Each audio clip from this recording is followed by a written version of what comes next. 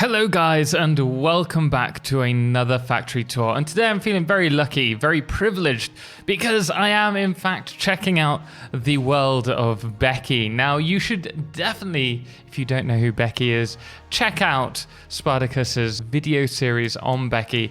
It is truly incredible, the effort that has gone into that video series. The story, the recording, the editing of the series is absolutely stunning and well worth checking, and I highly recommend checking that out. I'll put a link to Spardacus's channel below before checking out the rest of this video, because we are going to be looking at the magic behind the scenes, how all of this was set up, and how also Spardacus managed to build such an incredible factory. Well, based on the architecture, let's say, because we'll get into that shortly. But guys, if you do like this video, do hit the thumbs up. And obviously, if you want to see more of my content, then make sure to subscribe.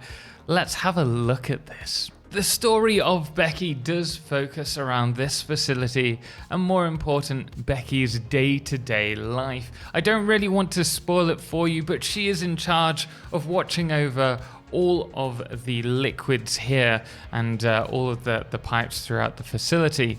And she makes some quite incredible discoveries, which may even coincide with what we covered in our recent video on Satisfactory's story. If you are interested in knowing my thoughts about what Satisfactory's story has to offer and what it might be, then do check out the video. I will put another card above so that you can check out that video as well. Well worth seeing. But this is the facility that she works in, and this is where all the magic really takes place. I should mention that you should consider this more as a movie set, probably the best way of describing this, because though there's a huge amount of detailing and decoration that has gone into developing the set here, and all of this is really just done for the storytelling. If we go to the other side of the factory, you'll notice that everything is hollowed out or just developed for its front facing. So do bear that in mind. This is more going to be about the architecture from one perspective. It's also why we're not going to be sharing this save, because Spardacus is still working on it. He doesn't want you to see what's planned in the works other than what I'm going to be showing you here today. Along with this water facility today, we're going to be checking out the rail system, which you might recognize from a certain scene, the HQ, the industrial sections, which look truly immense. I really need to take some lessons from this build, as well as the production floors, I guess you could say. Speaking of which, inside one of the display areas is a selection of miniature constructors and assemblers. And oh, how I wish these were real. I could really see myself playing around with these. I'm just a big kid, really. The buildings are definitely inspired by brutalism, with the sheer amount of concrete used and the lack of color, dare I say, because everyone knows I like to use just one color in my builds, and Spardacus has done the same with the orange this time. But just using one color really makes the whole build stand out against the grays and the whites as well. I should also bring our attention to the whites that are used, because the whites are used very sporadically to really add some accent to the build, such as the 31 here, along with the black outer line as well. And along with Spardacus's previous save, which was the spaceship that you may have seen in our previous fan factory. If not, I highly recommend checking that one out as well. You'll notice that Spardacus has made use of micromanage to really play around with how various items are used, various objects are used, and used within the aesthetic. Take, for example, here we have the frame walls, which are then turned on an angle, and then we also have the foundations, which have been flipped and on an angle as well, to really give this a particular style which couldn't be done with the walls that we currently have. Also, if I change to nighttime, you can see that Spardacus has flipped the lights around so they're uplighting the various areas. This looks really cool, although I would love to see the lights expanded to flood up along the side, or even showing off that little S there, lighting that up. But regardless, it's great use of lights and also great use of the signs, which you can see further up as well, just giving a touch of detail to the edges of the build. Coming back to daytime, another thing to really point out here is Spardacus's use of space. I find it's a fantastic way to build a factory without trying to force everything in a compact area, which I quite often do. Giving it each its own space really makes the build look quite structured. Even within these large sections, is there a huge amount of detail, with the corridors looking very much like professional factory corridors, or at least what I imagined they'd be like. The same love and attention that was shown in the spaceship areas throughout that build has been done here with the signs. I love how everything is clipped and merged together to give off this feel that they're going for. One thing that I'm going to be taking into my saves is definitely the use of signs above, as you can see here, to be used as lighting or like window panels that are, well, not natural light, obviously. They look stunning though, and it's never really occurred to me. I always put my panels on the outside of a build or to accent a production line. Why not use them within the corridors? Next, let's take the train back to the main HQ. This is where another really interesting point is brought to my attention, and that's the use of segments. Spardacus has used area actions in order to do this, I presume. They can correct me if I'm wrong. They have created various blueprints that they have used in order to build this faster. You can see this done here, but also if we go back to the section that we've just looked at, we have each of these arms that are coming out and the wall associated with it just to the top, with this observation post being placed afterwards, I believe. But the subtle differences make it hard to notice. Notice how this section goes further out and has a dip underneath with the pipes. This really does add just a huge amount of detail without it being that big a thing. It breaks up the monotony of the blueprint or the copy and paste, and something that I feel I need to take moving into my Let's Play, which we've just started with the sole intention of building a factory based on modular sections. This is perfect inspiration. There's also elements within here that are just for decorational purposes and something that I'd love to implement into my saves, such as here, this vault door. It's done by conveyor arms put on their side and then lengthened out, enlarged, using the micromanage mod, and then added these warning signs. Just so simple, but so cool. Once we emerge from the train line, we find ourselves in a new section, which actually shows off the Tram Stop itself. This particular tram line has to be one of the most interesting pieces that have been built here.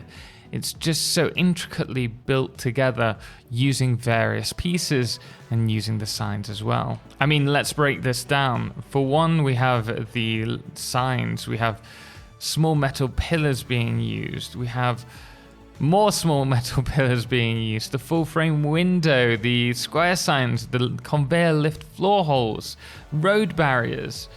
Again, the small metal pillars. There's so much effort that's gone into developing these beam connectors as well for use as chairs. The amount of patience Spardacus must have when building these is incredible, and I love the little details, the foundation sides here, along with the tiny little lights. It's incredible. By the way, do let me know your favorite section of the save in the comments below. I'm dying to hear your thoughts. You'll also find the odd store littered around, which is where various shots have been done for this series. And everywhere I look, there is so much just going on. This is a different style to how I would normally do my particular building when it comes to architecture, but I have to admit there's something that really appeals to me, the way everything is formed together. I would love to try and mimic this, but there's just so much work in doing this. I don't know how Spardacus has the patience. I've mentioned this before. It's incredible. Without spoiling the story and all of the cool ideas behind it, we even have an area where various parts have been destroyed. And I find it very difficult when I'm trying to do something that looks like it's been ruined or destroyed to make it look like it's not been placed. And I think Spardacus does an incredible job at this. And this is obviously helped by the mods used, but it just looks like something has hit it, like it has been hit by an asteroid. But hey, as long as FICSIT HQ is fine, who cares? And I just want to mention, though a lot of this decoration is just for the architecture to help portray the story, there's no reason why we can't take elements of this and try to implement that into the vanilla game to give our factories those extra bits of oomph. The story itself definitely reminds me of a film that I very much loved, which was Cloud Atlas. In fact, I need to see that again. And there are definitely elements within Becky's story that mimicry the story. And there's definitely a very dark feeling associated with the story. One thing that my factory lacks is definitely these large corridors. I tend to go straight into the production of things. And I think it would be really nice to try and add this style to my factory. Although I think we're happy with just one Pioneer in my save. This may be just a touch too many. Regardless of the story though, I would love to know Spardacus's inspiration for this architecture. There are so many nuances to the build. Everything just seems to fit within the theme so well. It's so well structured. And that's not all. If we head over to the Northern Forest, we can actually find another building, which is this massive bridge that spans the Titan Forest over to the Great Lake. Here you'll find great use of the structured large supports as well as the smaller ones that just support the base of the bridge. And even that has a huge amount of detail. Again, all of them seem to be built using a blueprint system thanks to area actions. And in my opinion, this is how the blueprint should be implemented into our save. But will I be able to do anything quite like this? I honestly don't know. There's so much detail, so much attention to detail within this save. There are also so many elements that are just added that I would never have considered adding myself personally, that really do push the narrative of the story of Becky, who I totally forgot to show off's actual work area, which is this industrial area. I love the use of pipes, all of the different angles, and you can see how Spardacus came up with the various panning shots by building these little cutout sections, which remind me of, oh, what game is it? XCOM, the kind of ant farm build sections. It just feels like the building's been cut in half to show off what's going on. A lot of what I see here also can be easily done in vanilla, or has been done in vanilla. For example, all of this. Just supporting the pipes and making sure that it's supported on bulk, having everything running above. It's just so smart, just makes it look all so industrial and engineered. I really need to learn how to do something like this. But as you all know, pipes are definitely my weakness. But enough of showing off these various little elements that are, I guess you could say, picture frames of a workplace. Let's head back to the final section. One of the most fascinating moments, both on the After Effects that were used in this shot in the Becky series, but also how it had developed. And I really do not want to spoil this for you, so no spoilers guys if you've already seen it. Do just go and check out the series, is this particular area. And it feels quite odd having next to this all these tiny little builders and constructors, the assemblers, refineries, but I love it. I love this showroom kind of feel. And if that wasn't enough, we have the foyer as well, which really looks like it's some kind of museum to me, or a gallery of some kind with various pillars with the buildables on top of them. Most impressively, we have this one itself, which is the whole facility that was built earlier, all in its micro form. I feel like I'm a child again. I just want to smash it to pieces with another, I don't know, refinery or something. It's just so cool that this has been added in. Not to mention the wall piece of art here, and it makes me wonder whether it's actually possible to create something like this mosaic for real in game, just on a larger scale as part of one of my walls in my factory. Perhaps that's something we can try out. And if that didn't blow your mind, you should check out the lift. Look at all those buttons. How much effort has gone into making that look like a real one? But I must admit, we are going to leave it there, guys. Thank you so much for watching. And if you do want to see more of Spardacus, again, do check out his spaceship save, which we toured last.